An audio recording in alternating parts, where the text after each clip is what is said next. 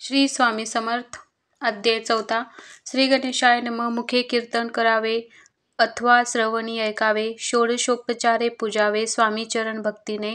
न लगे करणे तीर्थाटन. योगाभ्यास होम हवन. सांडोनी हा उघाशीन नामस्मरण करावे.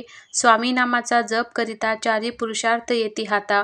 स्वामी चरित्र गाता ऐकता पुनरावृत्ती चुकेल.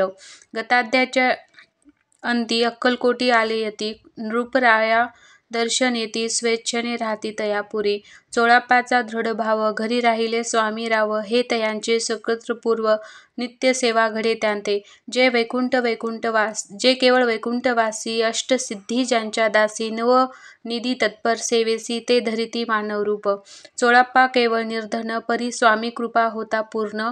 लक्ष्मी होऊन या आपण सहज आली तया घरी. कैसे आहे तयाची भक्ती. नित्य पाहती परीक्षा येती. नाना प्रकारे त्रास देती. परी तो कधी न कंटाळे. चोळाप्पाची सद्गुणी कांता. तीही केवळ पतिव्रता. सदोदित तिच्या चिंता. आनंद स्वामी सेवेचा. स्वामी नाना खेळ खेळती. विचित्र लीला दाखवती. नगरवासी जनांची भक्ती दिवसेंदिवस दृढ जडली. स्वामी केवळ ईश्वर मूर्ती. देशोदेशी झाली ख्याती. बहुत लोक दर्शना येती कामना चित्ती धरोनी. कोणी संपत्ती कारणे. कोणी मागती संताने. व्हावे म्हणून या लग्न. येती दूर देशाहुनी. शरीर भोंगे कष्टले. संसारतापे तृप्त झाले. मायामाय पासारते फसले. ऐसे आले किती एक. सर्वासी कल्पद्रुमा समान. होऊनी कामना करीती पूर्ण. भक्त का जस्तव अवतीर्ण. मानवरूपे जाहले. भक्त अंतरी जे जे इच्छिती. ते येती राजपुरवती. दृढ चरणी जयाची भक्ती. त्यांसी होती कल्पतरू. जे का निंदक कुटिल. तया शास्ते केवळ. नास्तिकाप्रती तत्काळ योग्य शासन करिताती. महिमा वाढला विशेष. कित्येक करू लागले द्वेष. कोणा एका समयास वर्तमान घडले पे. कोणी दोन संन्यासी आले अक्कलकोटासी. हसूनी म्हणती जनासी.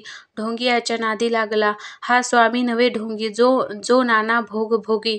साधू लक्षण ह्यांचे अंगी. कोणते हो वसत असे. काय तुम्हा वेड लागले. वंदिता ढोंग्यांची पाऊले. यात स्वार्थ ना परमार्थ मिळे. फसला तुम्ही अवघेही.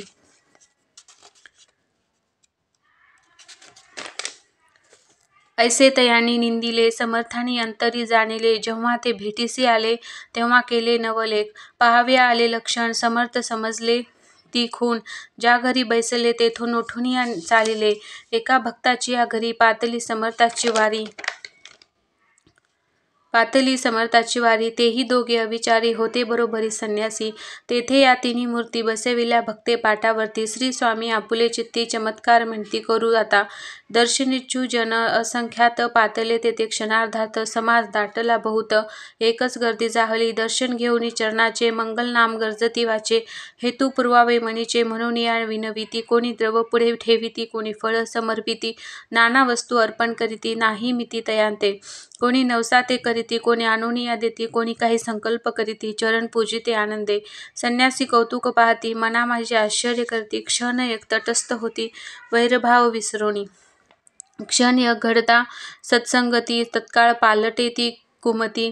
म्हणून कवी वर्णिताती संत महिमा विशेष. स्वामीपुढे जे पदार्थ पडले होते असंख्यात. ते निजहस्ते समर्थ संन्याशापुढे लोटीती. पाणी सुटले त्यांच्या मुखासी. म्हणती यथेच्छ मिळेल खावयासी. आज सारा दिवस उपवासी. जीव आमचा कळवळला.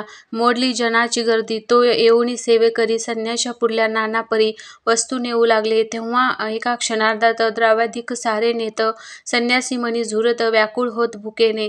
समर्थांनी त्या दिवशी स्पर्श न केला अन्नोदकासी. सूर्य जाता अस्ताचळासी. तेथून या उठले दोघे संन्यासी त्या दिवशी. राहिले केवळ उपवासी. रात्र होता तयासी. अन्नोदक वर्ज्य असे. जे पातले करू छळना. त्यांची जाहली विटंबना. दंडावया कुत्सी न जना. अवतरले यतिवर्य. तयाच्या चरणी ज्यांची भक्ती. त्यांचे मनोरथ पुरविती. पसरली जगी ऐशी ख्याती. लीला ज्यांची विचित्र. श्रीपादवल्लभ भक्ती. कलियुगे वाढेल निश्चिती. त्यांचा अवतार स्वामी अति. वर्णी कीर्ती विष्णुदास. इति श्री स्वामीचरित्र सारामृत. नाना प्राकृत कथा समर्थ. सदा परिसोत प्रेमळ भक्त. चतुर्थोऽध्याय गौडहा. श्री स्वामी राज्यार्पणमस्तु. श्रीरस्तु शुभं भवतु. श्री स्वामी समर्थ.